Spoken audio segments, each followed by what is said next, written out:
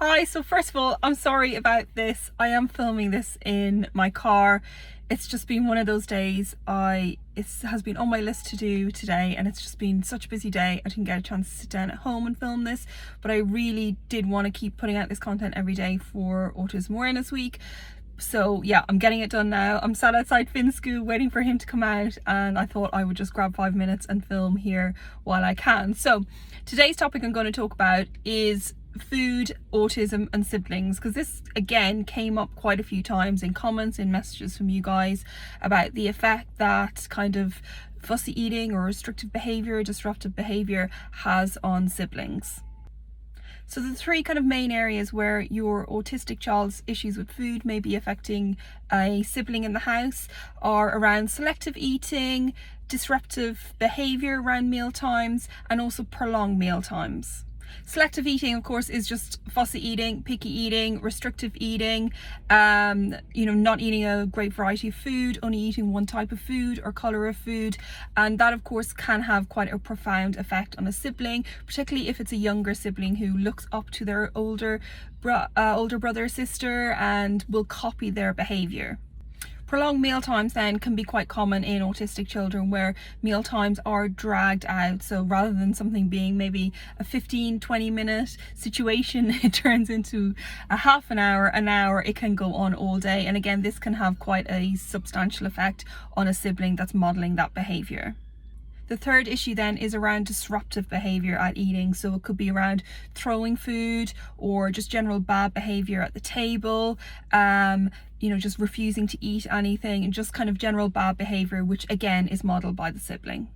So my first tip in relation to this is to always have these family discussions. I think for us it's probably a little bit easier because Aoife is older than Finn, so it's easier to explain to her maybe some of his behaviours that, not necessarily that he gets away with, but it's behaviours that he displays that we would definitely crack down on harder if it was her. So definitely have those discussions. I know it's more difficult when you have the sibling who's younger than your autistic child, but still at the age of kind of even from 2, I would say 2.5, they can really understand what's going on within the family, and you can start to have those discussions about why another sibling is perhaps behaving in a certain way. My second tip would be to create a routine around mealtime. So first of all, if you can have roughly a set time for meals, because this will make it a lot easier for an autistic child. So take dinner, for example. If they know that dinner is going to be at 5 o'clock every day, it just makes their day a little bit easier to plan out if they are a child that needs routine and needs some predictability in their life. So once you have a rough time for meals, what you could then do is start implementing that routine. So create a routine where, say, they turn the TV off or they put their iPad down maybe 5 or 10 minutes before the meal time. Encourage them into the kitchen or the dining area, wherever it is you eat, and start to get them involved in the process of mealtime before the food even arrives.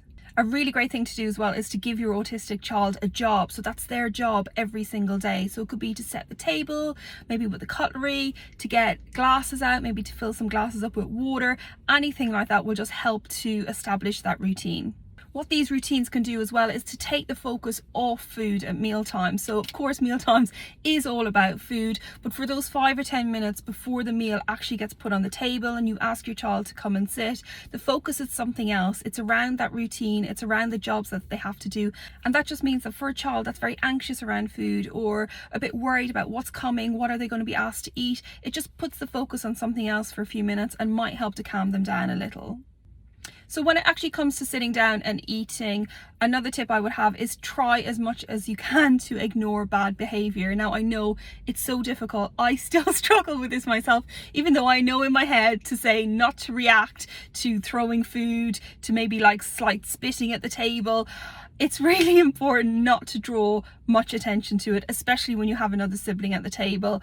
It could be that the other sibling may not even notice a lot of this behaviour, and when you start then chastising your autistic child about that behaviour, it just draws attention to it and it's going to make it more of an issue. Now, I know this is not going to work in every scenario. There comes a point where you have to start disciplining a child for behaviour. So kind of mild issues at the table, I would say as much as you can to ignore it. Don't draw attention to the behaviour.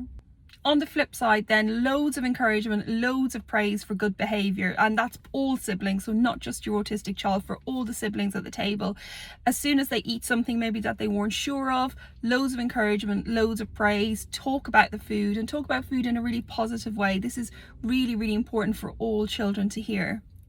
So if you, for example, then have an autistic child that won't stay at the table, that won't eat at the table, or maybe will only eat a very small amount and wants to get off, wants to go watch the TV, start this very kind of slow increments. You could even maybe use a timer with them. Say, right, you're going to stay at the table for 2 minutes, stay with us for 2 minutes, and then you can leave.